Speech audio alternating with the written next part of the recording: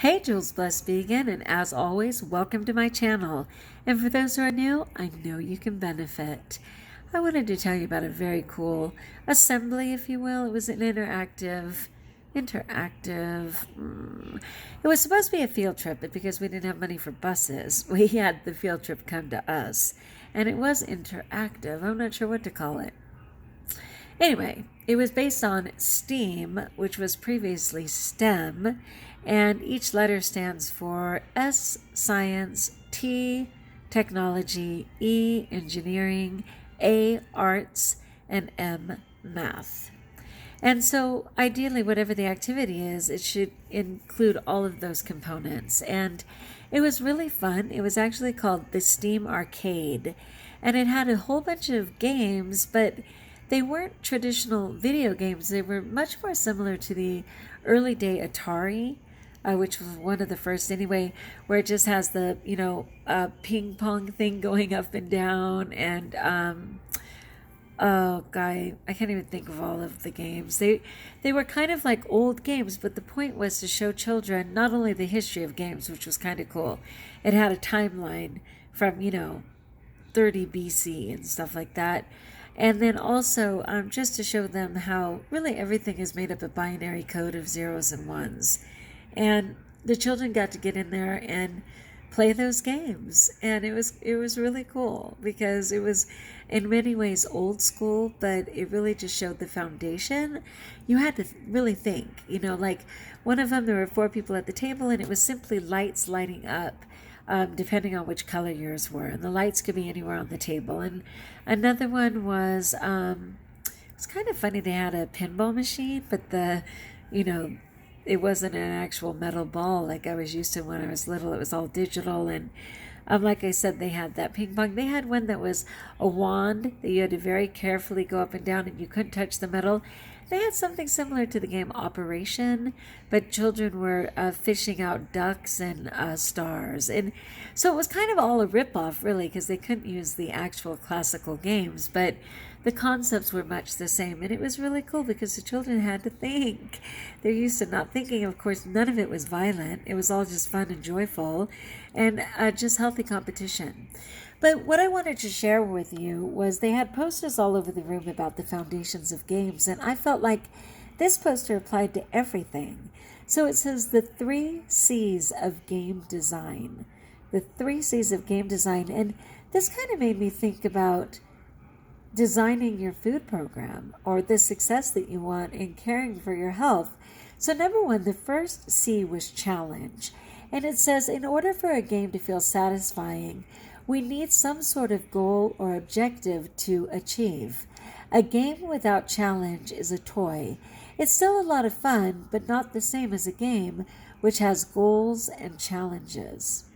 And I was thinking of that's kind of the why, right? We have to know what our why is in order to stick to our program and ultimately strive for our goal.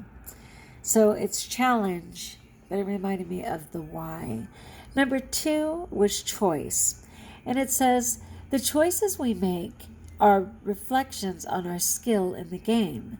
As we play, we get better at the game, and we make the correct choices more often. Guys, isn't that so true? I mean, moment plus moment equals momentum, all my Tanny Raw-isms. The more that you practice a habit stacking, the more you practice a habit, the more successful you're likely to become. And it just says that the better you get at the game, this game of life, this game of health, whatever, the more often you will choose a correct choice. And that's so true. We falter, we fall back a little, but inevitably we make far more correct choices than we ever did before. And then the third C was change. And it says, a player wins a game when all the challenges have been completed. A player gets bored of a game. Sorry, are you kidding me? A player gets bored of a game when all the challenges become trivial.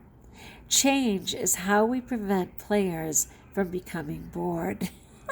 It's just so darn applicable. It's crazy. It's the same thing. If you only have a couple of foods, Or like in the beginning when I was first trying to even start being vegan and certainly raw, I only had a couple of foods. I was scared to death not to eat anything else. And when I did choose to eat something else, I went crazy because I needed more choices, which is when I added things like my dehydrator. When I started to, change things up by trying different fruits, different vegetables, just all those kind of things, adding lemon water with turmeric, just stuff that kept me challenged and interested. So let's go over it again. The 3 C's of game design: challenge, choice, and change. Challenge. In order for a game to feel satisfying, we need some sort of goal or objective to achieve. A game without challenge is a toy. It's still a lot of fun, but not the same as a game, which has goals and challenges. Choice. The choices we make are reflections on our skill in the game. As we play, we get better at the game and we make the correct choices more often. I love that one because it's so true. The more skilled I've become in being able to, choose my different foods and stuff, the more I am able to stick to it. Before, I couldn't even make it through a day. And then I would average every 3 days. Now it's more like every 5 or 7 days before I even slip. Someday, there may be no slips. It may just be my truth. So I love that. And then finally, change. A player wins a game when all the challenges have been completed. A player gets bored of a game when all the challenges become trivial. Change is how to prevent players from becoming bored. God, it's so true. People will just say, well, I was raw vegan for a little while, or, I was just vegan for a little while, but like I was just tired of all the food, and there's so many other toxic toys that I could be eating. All right. So 3 C's of game design. It's just funny. I could just absolutely see the parallel in our lives. That's mobile.ed. Mobile.ed. The Steam Arcade. Anyway, I'll try and post that. I'm exhausted. I'm sure my eyes are crossing because I'm in a situation when I'm tired, my eyes cross anyway. But my problem is my real computer isn't working. It's totally frozen. It's a nightmare. So I have my laptop, but my laptop isn't adjustable. And so even though I can, pretty much see, they say around like 42 to 48, I start to weaken a little bit. They don't have to, and I know you're all going to argue that your diet and rebounding is correct and all of that. I didn't even start having trouble until I was about 48.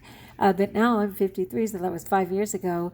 And my problem is just astigmatism. My eyes tend to blur. And as a child, I was cross-eyed anyway. I saw 2 of everything.